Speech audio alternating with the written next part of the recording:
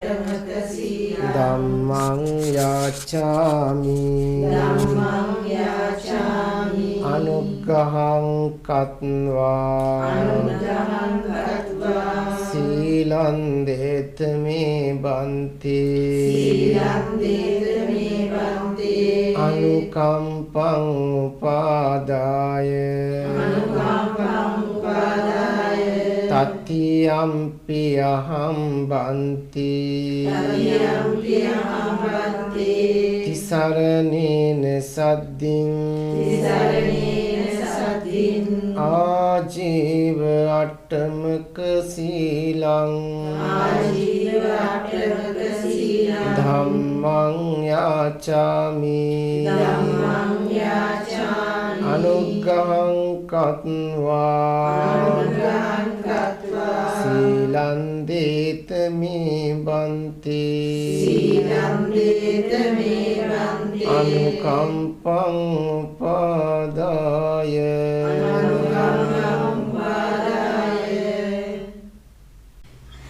Namo tassa bhagavato arahato samma sambuddhassa Namo tassa bhagavato arahato samma sambuddhassa Namo tassa bhagavato arahato samma sambuddhassa Buddhang saranang gacchami Buddhang saranang gacchami Dhammang saranang gacchami Dhammang saranang gacchami Sanghang saranang gacchami Sanghang saranang gacchami Dutiyampi buddhang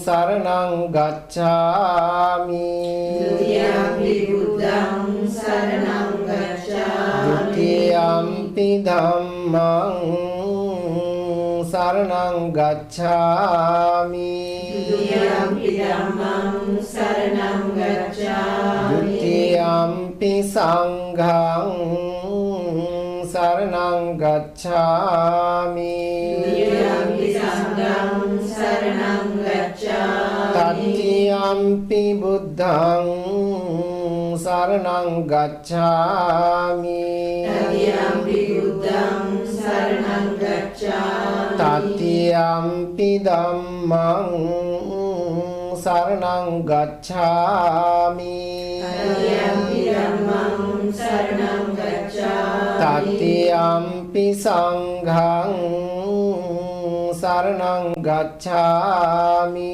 Tatiyampi sanghang saranang gacchami Saranaagamanang sampunnang Amantabante Panatipata veramani sikkhapadang samadhiyami Panatipata veramani sikkhapadang samadhiyami Mama ප්‍රාණඝාතයෙන් වෙන්වීම නම් වූ සිල්පදය සමාදන් වෙමි අදින්නාදාන වේරමණී සික්ඛාපදං සමාදියාමි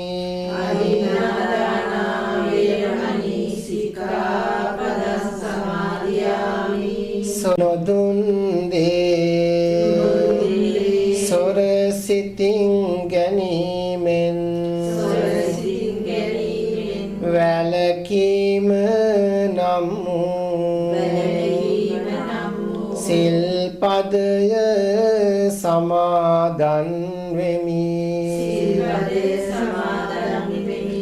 අබ්‍රහ්මචර්යා වේරමණී සික්ඛාපදං සමාදියාමි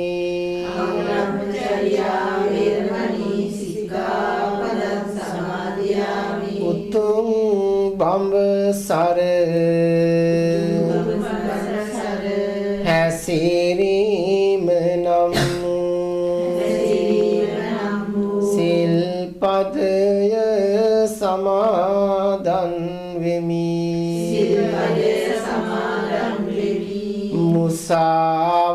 මුසාවාදා වේරමණී සික්ඛාපදං සමාදියාමි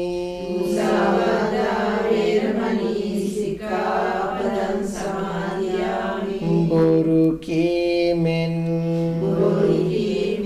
වැළකීම නම් වූ සිල්පදය සමාදන් වෙමි පිසුනා වාචා වේරමණී සික්ඛාපදං සමාදියාමි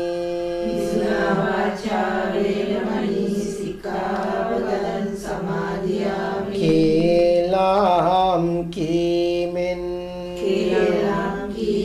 වැළකීම නම් වූ සිල්පදය සමාදන් වෙමි පරුසා වාචා වේරමණී සික්ඛාපදං සමාදියාමි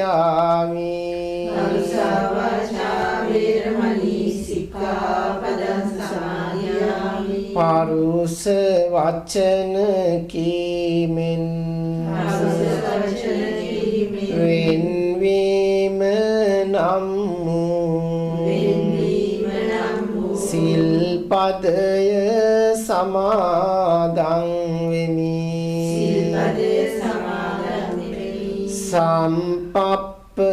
සම්පප්පලාපා වේරමණී සික්ඛාපදං සමාදියාමි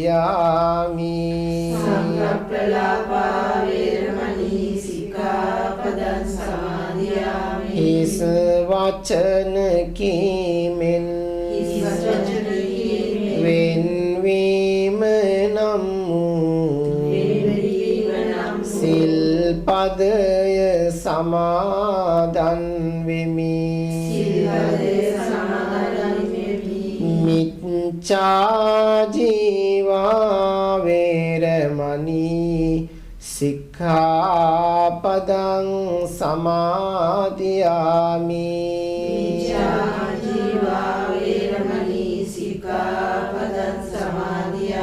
වැරදි දිවි පැවතෙන්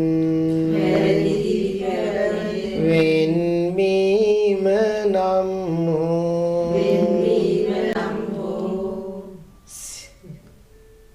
සිල්පදය සමාදන් වෙමි මේති සරණ සහිත වූ ආජීව අට්ඨමක සීලය මාගේ ආරක්ෂාව පිණිසද මාගේ දියුණුව පිණිසද මාගේ සතුට පිණිසද මාගේ සැනසීම පිණිසද මාගේ නිවීම පිණිසද හේතු වන බව දනිමි එම නිසා මේ ප්‍රතිපත්ති අධිෂ්ඨානය මේ මොහොතේ පටන් ආරක්ෂා ආරක්ෂා කර ගනිමි ආරක්ෂා කර ගනිමි ආරක්ෂා කර ගනිමි සියලු සත්වයෝ සුවසේ විසිට්වා සාදුකාරය ශ්‍රද්ධාවන්ත කාරුණික පින්වතුනි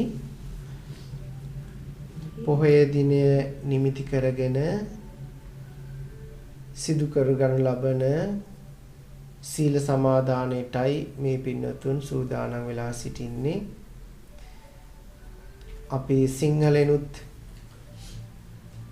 මේ ශික්ෂාපද සජ්ජායනා කරපු නිසා අදිෂ්ඨාන කරගත්ත නිසා මේ පින්නතුන්ට මම හිතන්නේ මේ පිළිබඳව නැවත මතක් කළ යුතු නෑ. පාණාතිපාතා කියලා කියන්නේ මොකද්ද? ප්‍රාණඝාතයෙන්. ඔව්. එතනදී එකින් අදහස් කරන්නේ කිසිම ආකාරයක ශාරීරික පීඩාවක් සිද්ධ කරන්නේ නැහැ. ඒකේ අවමය උපරිමය තමයි ඝාතනය කරන්නේ නැහැ. ප්‍රාණය වෙන් කරන්නේ නැහැ ඒ සතාගේ. ඒක තමයි අදහස.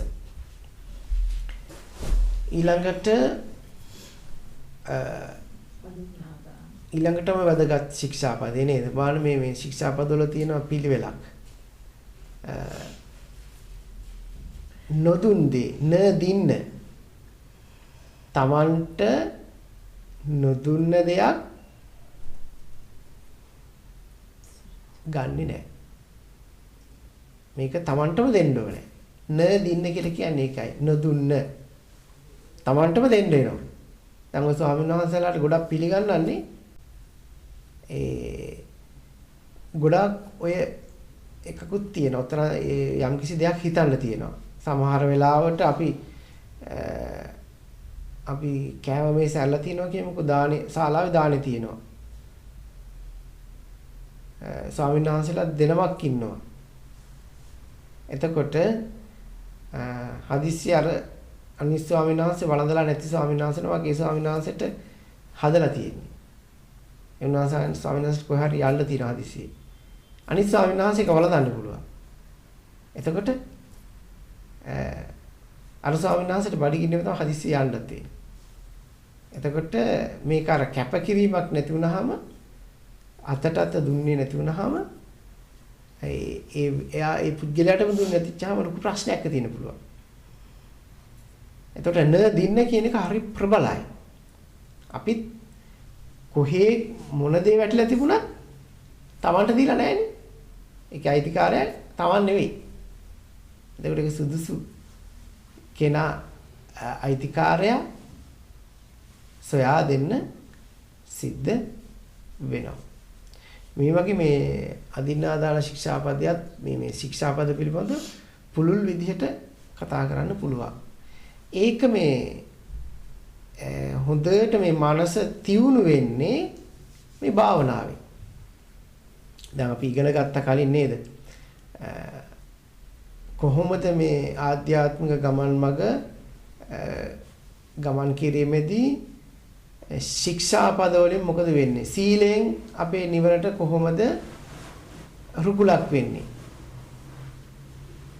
සමත භාවනාවෙන් අපිට කොහොමද රුකුලක් වෙන්නේ? විදර්ශනා භාවනාවෙන් කොහොමද රුකුලක් වෙන්නේ?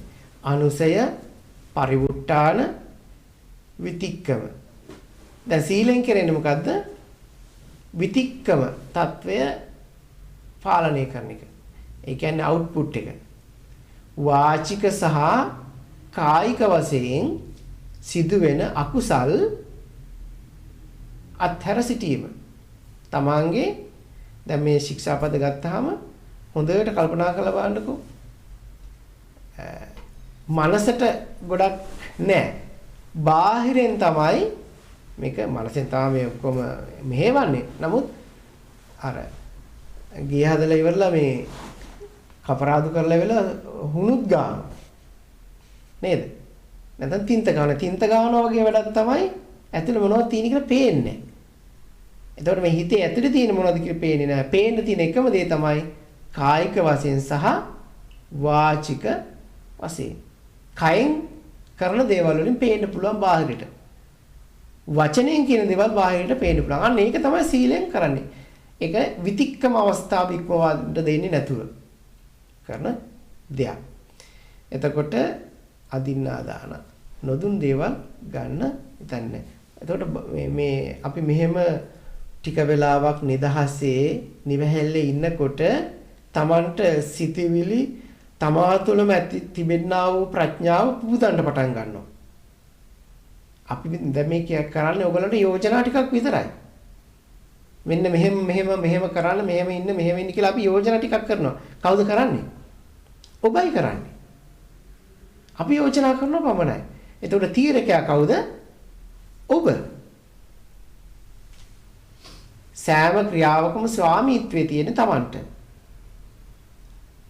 අත්තාහි අත්තනෝ නාතෝ. තමාට පිහිට තමන්මයි.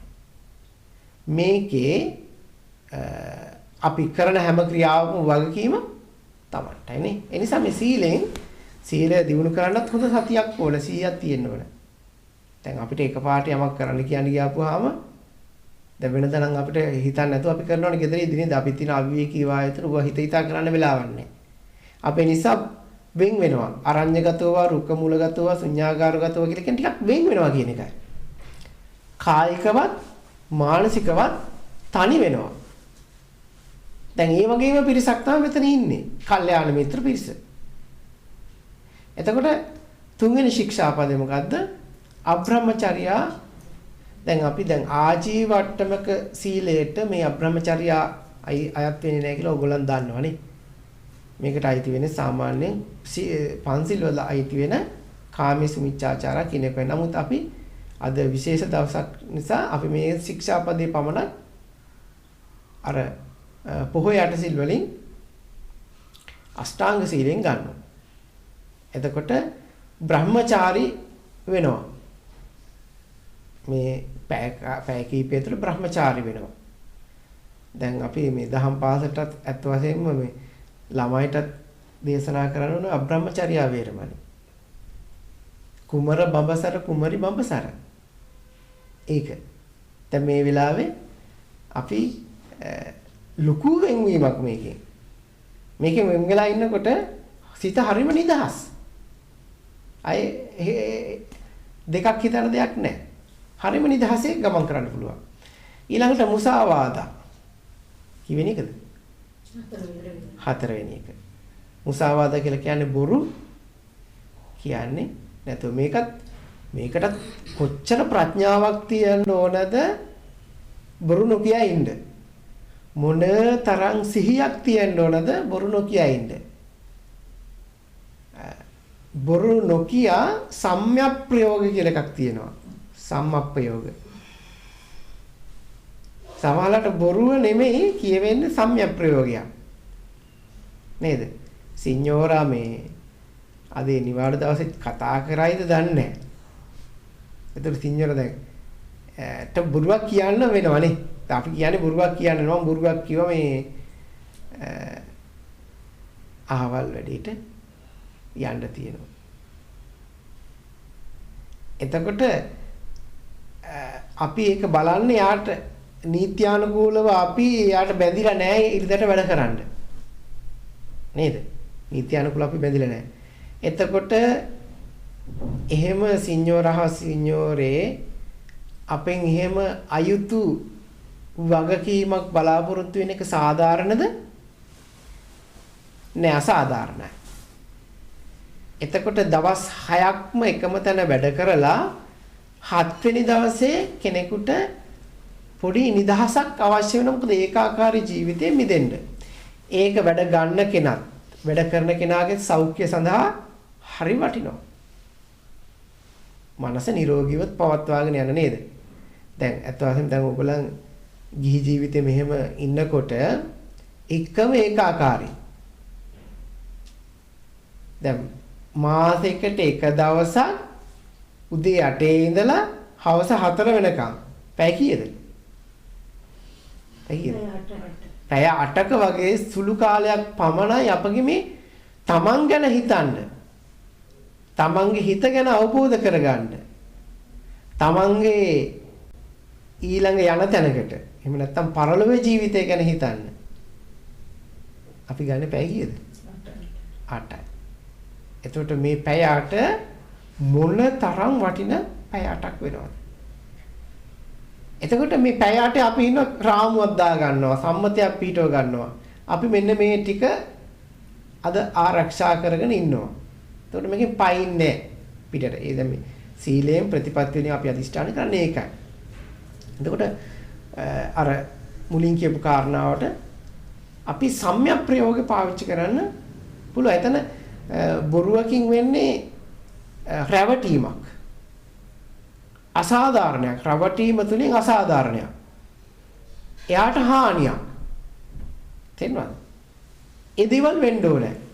තමන්ටත් හානියක් වෙන්න ඕනේ. අනිත් කෙනාටත් හානියක් වෙන්න ඕනේ. ඊළඟට රැවටීමක් සිද්ධ වෙන්න ඕනේ. එතකොට ඒ අසාධාරණයක් තියෙනවනේ.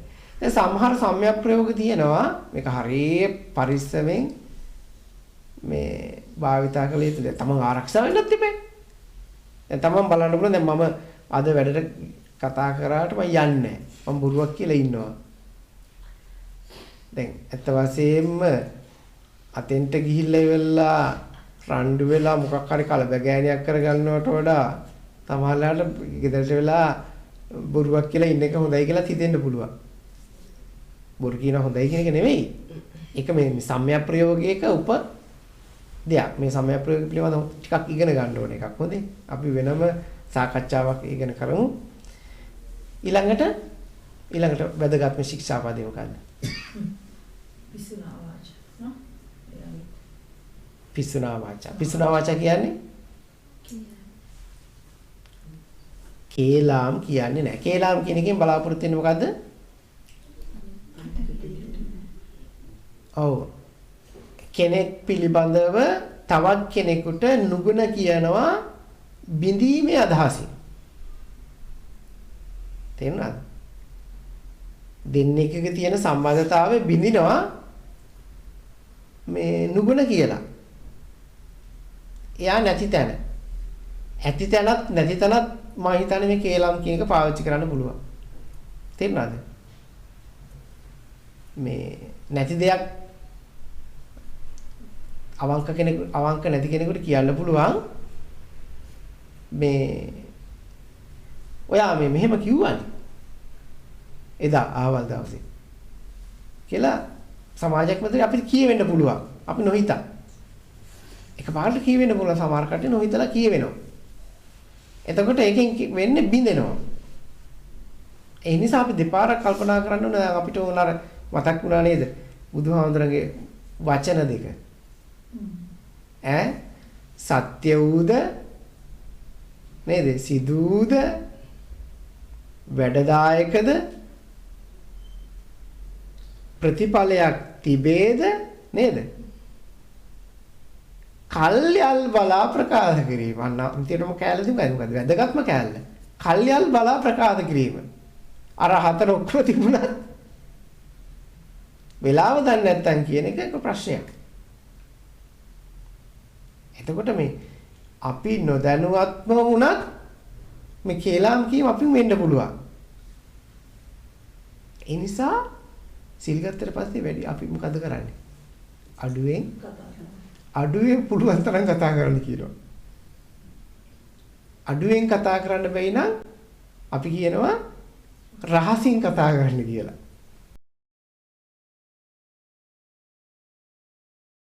තවත් හොඳයි කතා නොකරම ඉන්නවනම්. එතනක් තියෙන එකට කියන්නේ කතා නොකරම ඉන්නවට කියන්නේ මෝනීය වත. මෝනීය වත. කතා කරන්නේ සමහර ආධ්‍යාත්මික ජීවිත ගත කර කට්ටිය මුළු ජීවිතේටම කතා කරන්නේ නැතුව ඉන්න අදිෂ්ඨාන කරනවා. කොහොමද? ඒ හොඳට කතා කරන්නේ නැති හිටපුවාම බලන්නකො හිත මොනතරම් මේ වැඩ කරනවද කියලා. දැන් කතා කරලා නැති ඉඳලා ඇතිනේ ඔයගොල්ලෝ තරහට එම. මම කතා කරන්නේ කියලා. ඊට වඩා 100,000 වාරයක් කතා කරන්න හිතේ. ඔව්. වචනෙන් පිට කරන්න නෑ කියලා අදිෂ්ඨාන කරපුවම කවුරුවත් එක්ක තරහෙන් හිත කතා කරන්න පටන් ගන්නවා ඊටත් වැඩි. ඔතන වැඩේ තියෙන ඒකට දේශයකුත් පොඩ්ඩක් ඇවිල්ලා නේ. පොඩි අදිෂ්ඨානිකුත් තියෙනවා. මිච්ඡා අදිෂ්ඨාන. මම කතා කරන්නේම නෑ. දෙන්නම් උන්දට වැටේ කියලා. එතකොට මේ පිසුනා වාචා ඒක හරිය පරිස්සම් කරගන්න මේකට ලොකු වැදගත්කමක් තියෙනවා අපිට පේන්නේ නැහැ නේ මේකේ වැදගත්කම මේ හැම ශික්ෂාපදයක්ම හරිය වැදගත්කමක් තියෙනවා ඒ වැදගත්කම පේන්නේත් මේ වගේ නිහඬව ඉඳගෙන කල්පනා කරනකොට ඒකට කියනවා චින්තාමය පඤ්ඤා කියලා දැන් මම මේ කියනකොට ඕගොල්ලන් දිනු කරගන්නේ මොකද්ද සුතමය පඤ්ඤා දැන් ඕගොල්ලන් භාවනා කරන්න පටන් ගත්තට පස්සේ නිකන් ඉන්න ගමන් මේ වැඩ නිහඬව කතා බහ කරන්නේ නැතුව වැඩි කලබලෙන් දුවන්නේ නැතුව දිනු වෙන්නේ මොකද්ද? චින්තාමේ පඤ්ඤා. දැන් වැඩ කරන වෙලාවට ඔන්න එක පාට මොකක් හරි එකක් කියන්න හිතෙනවා. කියන්න හිතනකොට අන්න ආමුදුරු කිව්වනේ. ඔන්න පටන් ගන්නවා හිතන්න. චින්තාමේ පඤ්ඤා. දැන් මේක භාවනා කර ඉන්නකොට මතක් වෙලා මේක අත්හරින්න ඉගෙන ගන්නවා දැන් තර්ක කරනවා කියන එක අනිත් අයට බිඳවනවා කියලා කියන්නේ කෙලෙස්නේ. දැන් මේක කරන්න හොඳ නෑ. කියන එතකොට මෙහෙම කරලා වැඩක් නෑ. අනිත්‍ය නේද? මාව කෙලෙසෙනවා. අන්න භාවනාවට එනවා විදර්ශනාවට එනවා. භාවනාවේ පඤ්ඤා කියලා කියන්නේ අන්න ඒකයි. සුතමේ පඤ්ඤා, චින්තාමේ පඤ්ඤා, භාවනාමේ පඤ්ඤා මේ තුන තමයි වැඩෙන්නේ.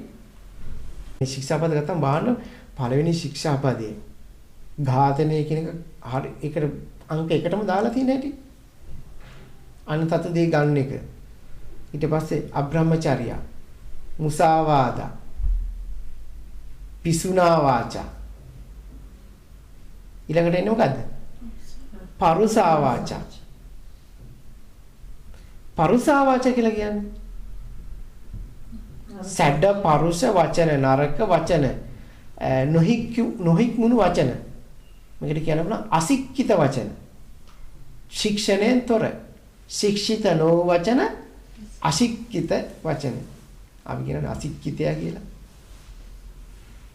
එතකොට අශික්ෂිත ක්‍රියා අශික්ෂිත වචන තියෙනවා. දැන් අපි දැන් ශික්ෂණයෙන් තොර වචන අපි අතින් පිට වෙන්න පුළුවන්. ඒ අපේ මනස දියුණු නැහැ. අපි කලින් හිතලා නැහැ. පුරුදු පුහුණු කළා නැහැ. දැන් සිහිය දියුණු වෙච්ච කෙනාට තමයි එකපාරට හිතේ හටගත්ත වචන ඩොග් ගාලා දාන්නේ නැති. අපි කලින් සූදානම්වක් තියෙනවා. කලින් හිතලා තියෙනවා. චින්තාමේ පඤ්ඤා. වලින් අන්න කලින් හිතලා තියෙනවා. එතකොට මේක දේශයත් එක්කක් තියෙන්නේ නේද? එතකොට පරුසා වචන දැන් අපි පරුසා වචන ගත්තාම අපි හින් කියලා පාවිච්චි කරන්නේ මං හිතන්නේ ඒකත් ඇයි ඒක ලොකු මේ 1000ක් එනවා. හින්ට් එකක් ගහපුවම හින්ට් ගහලා දිනව නේද? නැද්ද? හරි හොඳයි හින්ට් ගහලා නිකන්. මේ හින්ට් එක කියලා කියන්නේ මම හිතන්නේ මේ පරුස වචන වලට අයිති එකක්. හොඳට කල්පනා කරලා බලන්නකෝ. ඒ වචනේ ටිකක් හරි මේ මොකද්ද කියන්නේ? ඒ වචනේ පොඩ්ඩක් සිවුම් මේ ඔව් මොකද්ද කියන්නේ මට සිලිටුයි. විහිළුවේ වගේ තමයි කියන්නේ. අපි ඉතින් hina වෙලා කිව්වට දැඩි විදිහට අනිත් කෙනාට බලපාලා තියෙනවා. අපි හිතන්නේ මොකද අපි ප්‍රකාශ කරන පුද්ගලයා පිළිබඳව අපිට අවබෝධයක් නැහැනේ. එයා මොන මානසිකත්වයෙන් ඉන්නවද කියන අපිට අවබෝධයක් නැහැ. දැන් භාවනාවේදී කියලා කියනවා තමා විදිහටම අනුන් ගැනත් හිතන්න නේ. දැන් ප්‍රසිද්ධ එක තමයි අත්තානං උපමංකත්වා. දැන් භාවනා ඉදිරියට කතා කරනකොට මහා සතිපට්ඨාන සූත්‍රය අපි කතා කළා. තමා ගැන විදිහට අපි ඉතින් අර පිළිකුල් භාවනාව කරනකොට නේද? මගේ ශරීරයේ තියෙන දේවල්ම තමයි ශරීරවල තියෙන්නේ. නේද? මගේ කිසිම නෑ මේ ටිකක් පිළිහිලා තියෙන විදිය වෙනස් වෙන්න පුළුවන්, පාට වෙනස් වෙන්න පුළුවන් නේද? එතකොටද මේ පරුසා වාචා කියන එකට හින්ට් එකක් අයිති වෙනවා. හැබැයි සමහර වෙලාවට මේ හින්ට් එකකින් ලොකු සේවයකුත් වෙනවා. නේද? එහෙම එකකුත් තියෙනවා. හැබැයි මේ බුදුහාමුදුරුවෝ දේශනා කරන්නේ නම් අණු හදන්න ඉස්සලා තමන් හැදෙන්න. මේ ආදර්ශයේ උතුම්නේ. මොකද්ද ඒකට කියන්නේ? අවවාදයට වඩා ආදර්ශයේ උතුම්. අපි හැමතිස්සෙම ඒ පිළිබඳව හිතන්න ඕනේ. එතකොට ඊළඟ ශික්ෂාපදේ මොකද්ද? සම්පප්පලාපා වේරමණී. හිස් වචන.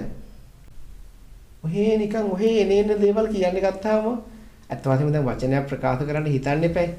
හිතලා ඉවල මේක කියන්නත් එපා. අපේ කොච්චර කාලේ නාස්ති වෙනවද? කොච්චර ශක්තියක් විඳන් වෙනවද? දැන් අපි හොඳ සිතිවිලි සිතනකොට අපේ හිතයි ගතයි ඔක්කොම සාන්තදායක වෙනව නේද? හරි සැහැල්ලු වෙනවා. දැන් බුදු ගුණ සිහි කරනකොට සිත මොන තරම් සංහිඳියාවටපත් වෙනවද? ඒත් ඕනේ අපි හොඳ කෙනෙක්ගේ ගුණ සිහි කරනකොට Tamanට හරියට ආදරය, ගෞරව, සෙනෙහස දක්වන හොඳ කෙනෙක් ගැන හිතනකොට හිත හරි සාන්තදායකයි. Tamanට නරක වැඩ කරන, හිරිහැරම කරන, අපහාසම කරන කෙනෙක් ගැන හිතනකොට මොකක්ද දැනෙන්නේ? ලොකු අපහසුතාවයක් හිත තුළ දැනෙනවා. මේ දෙක හොඳට කල්පනාවට ගත්තාම මේක පැහැදිලි. එතකොට හිස් වචන කතා කිරීමේදී ඔහේ එන දෙයක් කියන්නේ අපිට කිසිම වාරණයක් නැහැ. පාරට වාහනේ දාලා ඔහේ යනවා කොහේ යනවද දන්නේ නැහැ. නිසා අපි පොඩි වාරණයක් දාගෙන තියෙනවා මේ ආධ්‍යාත්මික ගමන යන්න අවම ප්‍රතිපත්ති ටිකක් අපි පිළිටව ගමු. ඒක තමයි මේ සිල්පද වලින් කෙරෙන්නේ. දැන් එතකොට සම්පප්පලාප කියන එක පැහැදිලිනේ. අපි දැන් අපිට ඒක නිසා තමයි මේ ඌ දැන් බොරු කියන්න හොඳ නැහැ. පරුත වචන කියන්න හොඳ නැහැ. කේලම් කියන්න හොඳ නැහැ. හිස් වචන කියන්න හොඳ නැහැ. හතරක්නේ. දැන් ඕකේ මොකක් කැඩෙයිද දන්නේ නැහැ. මේ කටපාවිච්චි කරන්න ගිහිල්ලා ඊට වඩා හොඳයි. දැන් ඊට පස්සේ අපි පුනරාලෝකණය කළ එකක් සිල් සමාදානෙන්දී අවසානයේදී කරන්න ඕනේ. පුනරාවලෝකණය. නැවත මම බලනවා ශික්ෂාපද අදිෂ්ඨාන කරගත්ත මොහොතේ ඉඳන් කොතනද මම පෙරදුනේ කියලා. දැන් අපි අන්තිමට කතා කරගෙන ඉතින් මම දැන් ආය අර චිත්‍රපටි වල රිපීට් කරන්න බෑ. ආය යන්න ඕන අතීතයට ගිහිල්ලා කොතනද වැරදුනේ කියලානේ. දැන් අපිට ඕන තැන මේ හිතට ඕන තැන ගිහින් නවතින්නේ අපිට දැන් මට ඇවිත් හොඳ සතුට වෙච්ච තැනකට යන්න. නමුත් හිත යන්නේ යන්නම හදන්නේ ගැටිච්ච තැනකට, සවුත් වෙච්ච තැනකට. දැන් ඒ නිසා වචනේ හතරක් තියෙනවා. කට අරින්න නැතුව ඉන්නක හොඳයි. මොක වඩන් දාගෙන නේද අපි ඉගෙන ගත්තා ගණක මොග්ගල්ලාන සූත්‍රේ. නේද? ඉස්සල්ලාම කරන්න ඕනේ කටට මුඛ වඩන් දාගන්න එක කියලා. කටට මුඛ වඩන් දාගත්තාම වැඩේ හරි ලේසි. ඔක මම ඉතින් කිව්වට ලේසි නෑ. කියන්න ලේසි. නේද? මේක කරලම බලන්න ඕනේ. ඊළඟට අවසාන එක මේ ඔක්කොම මේ හතම ආරක්ෂා කරගෙන ඉන්නකොට සිහියේ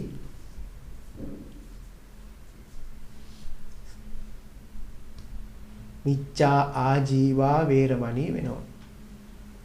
ඒ කියන්නේ නිවැරදි දිවි පැවතකට එනවා. වැරදි දිවි පැවතින් අයින් වෙන බලන්න අර හතේම ඉන්නකොට කොච්චර සැහැල්ලුද.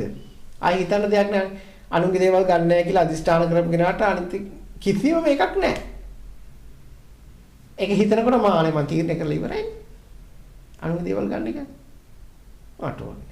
ඒකට ඒ අනිත් අයගේ දේවල් වලට මං ආස කරන්නේ නැහැ කියන එක දැන් මගේ හිතේ ස්වභාවයක් තමයි අනිත් අයගේ දේවල් වලට ආස කරන එක නේ. හිතේ ස්වභාවයක් එක. මම කලින් තීරණය කරලා තියෙනවා මම ගන්නෑ කාගේවත් දේවල්. එතකොට එහෙනම් ඒත් එක්ක වෙනවා අනිත් අයගේ දේවල් වලට ආසා නොකළ යුතුයි. Tamanට තියෙන දේෙන් සන්තෝෂ වෙන්න ඕනේ. දැන් බොරු කියන්නේ මේක ටිකක් හරියට හොඳ සිහියක් ඕන එකක්. බොරු කියන්නේ නිකන් ඔය කියන්නේ. කියන්නේ නැතු එකට නවතිනවා.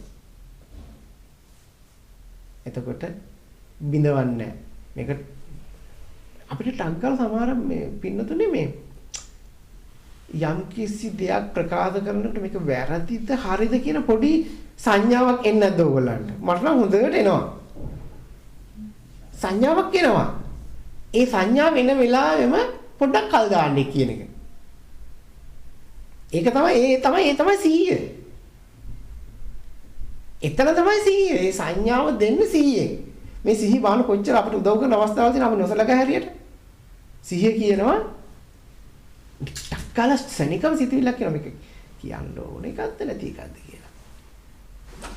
අන්න ඒක තමයි සිහිය. ප්‍රඥාවෙන් කරන්නේ මොකද්ද? මේක විමර්ශනය කරලා බලනවා. මේකේ ඵල විපාක. කිව්වොත් කොහොමද නොකිව්වොත් කොහොමද? බාන්න සිහිනුව ලස්සන පාවිච්චි නැහැටි. එදිනෙදා දැන් මෙතනදී ඇවිල්ලා සිහිය දිනු කරනවා කියලා කියන්නේ ඔන්න ඕක. සිහිය දිනු කරගන්න නැතුව බෑ මේ වැඩේ කරන්න. මොකද ඔයගොල්ලන්ට දැන් උදේ නැගිටින කීයද 4ට 5ට නැගිටලා කොච්චර දේවල් තියනවද කරන්න. සමහරවිට කාටවත් කතා කරන්න වෙලාවක් නැහැ. නාගන්න වෙලාවක් නැහැ. නාගන්නෙත් හදිසියේ. කෑම කන්නෙත් හදිසියේ. ඇඳට යන්නෙත් හදිසියෙන්. ගියපු ගමන් විනාඩියේ එතකොට මේක මේ ශික්ෂා පද වලින් කෙරෙන්නේ සීලයෙන් කෙරෙන්නේ විතික්කම අවස්ථාව ඉක්මවා නොයන එක. 30ක මේ තමයි ප්‍රයෝජනයක් අපිට තියෙන්නේ. ඊටු ටිකට තමයි අපිට වැඩ ගොඩක් තියෙන්නේ. ඒ ටික කරන්න තමයි දැන් මෙතනදී කවුරුත් සිල්වන්තයි. ගෙදර ඉන්නවට වඩා මෙතන ඇත්තටම අපි ලොකු විවේකයක්. ලොකු විරාමයක්. ඒ ටිකම ඇති හැබැයි තමගේ මුළු ජීවිතේටම. එතකොට ඉතුරු දෙක කරන්න තමයි මෙතෙන්ට එන්නේ. මොකද්ද? සමත විදර්ශනා. දැන් මම හිතනවා ඒක හොඳටම පැහැදිලි ඇති.